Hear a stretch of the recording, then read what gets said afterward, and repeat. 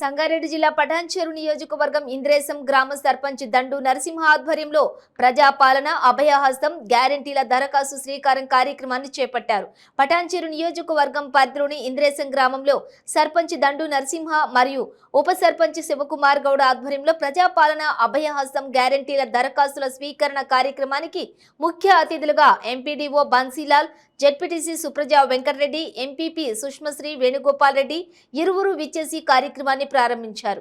అనంతరం వారు మాట్లాడుతూ తెలంగాణ రాష్ట్రంలో కాంగ్రెస్ ప్రభుత్వం మొదటిసారిగా అధికారంలోకి రావడంతో ప్రజలకు మంచి చేయాలనే ఆలోచనతో ప్రజాపాలన కార్యక్రమాన్ని ప్రారంభించారని, డిసెంబర్ 28వ తేదీ నుంచి జనవరి 6వ తేదీ ప్రతి మహిళకు కూడా అభయహస్తం కింద గ్యారెంటీల దరఖాస్తుల స్వీకరణ కార్యక్రమాన్ని ప్రారంభించారన్నారు.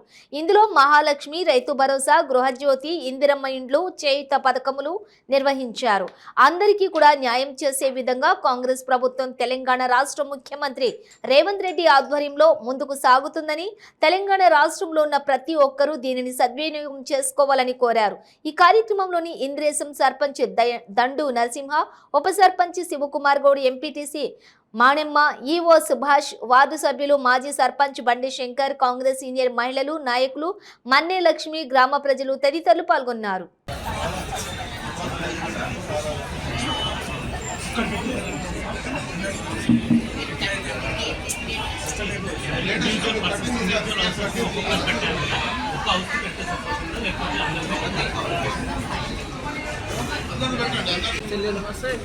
अरे नमस्ते ब्रदर कजोड़ ब्रदर ఏ మహేందర్ ఇక్కడ చూడు కిట్టడా పిలుస్తుంది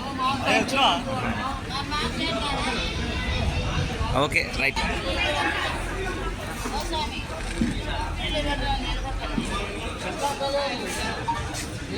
ఆఫీస్లో ఉన్నాయి, ఎంపీడీఓ ఆఫీస్లో ఉన్నాయి. జాగ్రత్తగా నింపండి, మంచి రైటింగ్తో రాయండి, ఫోన్ నెంబర్ కరెక్ట్గా రాయండి, రాసిన ఫోన్ నెంబర్ దగ్గర పెట్టుకోండి. సోదరులకు ఇంద్రేశం గ్రామ ప్రజలకు అందరికీ నా యొక్క నమస్కారం. మరి ఈరోజు ఈ 6 గ్యారంటీల పథకాన్ని మన ఊరికి ఈరోజు అధికారులు వచ్చి మనకి సేవలు అందించడానికి వాళ్ళందరికీ వచ్చింది కాబట్టి వారికి పేరు పేరున ధన్యవాదాలు. మీ అందరూ ఎవరైతే అర్హులు ఉన్నారో లబ్ధిదారులందరికీ ఈ 6 గ్యారంటీల పథకాన్ని అందించేస్తున్నారు. మీరు తొందరపడి ఇష్టం వచ్చినట్టు రాయకండి. దయచేసి అధికారులు ఉంటారు, వాళ్ళ సలహా మేరకే మీరు రాయాలి. మీ అందరికీ తొందరేం లేదు, ఇంకా 6 రోజుల టైం ఉంది కాబట్టి అందరూ మీ యొక్క పంచాయతీ కార్యదర్శి సలహా మేరకే అవన్నీ నింపించుకోవాలని కోరుకుంటున్నాము. మరి ఈరోజు ఈ ప్రభుత్వం చేపట్టిన పథకాలన్నీ ప్రతి పేదవానికి అందాలని మనస్ఫూర్తిగా కోరుకుంటున్నాను. జై తెలంగాణ. సర్పంచ్ గారు, అదేవిధంగా ముఖ్య అతిథిగా విచ్చేసిన మన జెడ్పీటీసీ గారు, ఎంపీడీఓ గారు, అలాగే మన ఇంద్రేశం పాలక వర్గానికి, అలాగే మండల స్థాయి మరియు గ్రామ స్థాయి అధికారులకు, ఇక్కడికి విచ్చేసినటువంటి ప్రజలకు, ప్రింట్ అండ్ ఎలక్ట్రానిక్ మీడియా అందరికీ నమస్కారం. మన గౌరవ ముఖ్యమంత్రి రేవంత్ రెడ్డి గారు మనకు అనౌన్స్ చేసిన విధంగానే మనకు అభయహస్తం అనే కార్యక్రమాన్ని మనకు 28వ తారీఖున ప్రారంభించుకోవడం జరిగింది. అందులో భాగంగానే మనకు 5 గ్యారంటీలతో నింపినటువంటి అప్లికేషన్స్ మనకు ఆల్రెడీ మన ఇళ్ళకి ఇవ్వడం జరిగింది.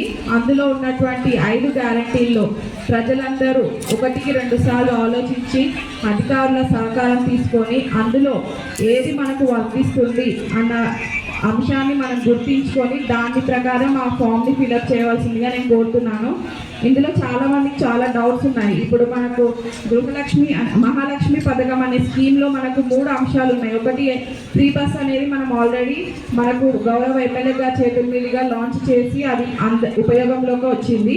అందులో భాగంగానే మనకి ప్రతి నెల 2500 ఆర్థిక సహాయం, అలాగే 500కి గ్యాస్ సిలిండర్ అనే అంశాలు ఉన్నాయి. ఇందులో మనకు 2500 అనే పథకానికి ఎవరు అర్హులు అనే డౌట్స్ మనకు చాలా మందికి వచ్చాయి.